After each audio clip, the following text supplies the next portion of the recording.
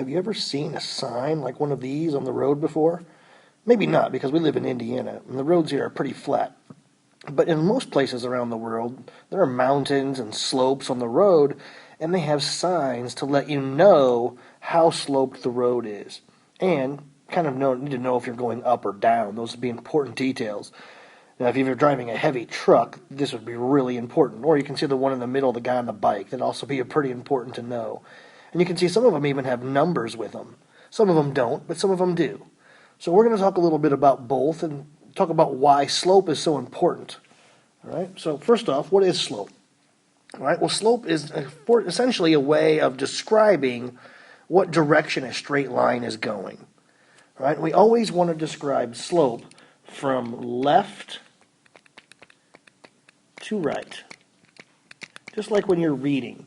So you always want to pretend that you're on the left-hand side. So you're standing over here in this little picture. That's you, always on the left. And there are 4 different ways to describe what's happening for you.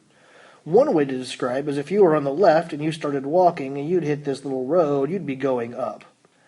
So that would be called positive slope. You are gaining elevation. You're going up. Now, if you're over here on the left and you start walking along and you run into this road, you'd be going in the downward direction.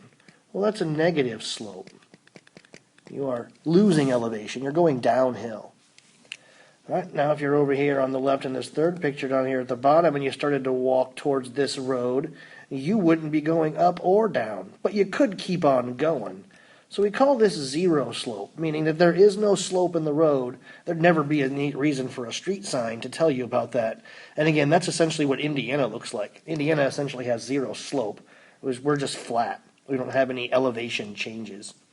All right, now the last one, if you're standing over here and you start walking towards this thing, you're going to run into it like a brick wall. You're not going to be able to climb straight up a cliff, and you definitely don't want to go straight down a cliff.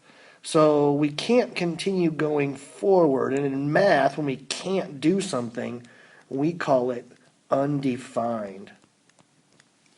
All right. There is a kind of a funny second video that you can watch if you want. It's only a couple minutes long. So is this one. It's called Slope Dude, and it's essentially kind of what I just showed you, except for a little bit better drawing and a little bit kind of funnier teacher. I think I'm funny, but I'm not. So, again, if you want to watch that video called Slope Dude, it's only about 2 minutes long, but trust me, it's funny. It's worth it. Well, this is it for your work today. You're just basically describing slopes. So you'll be looking at a line and deciding one of these 4 options: positive, negative, zero, or undefined. All right, good luck today.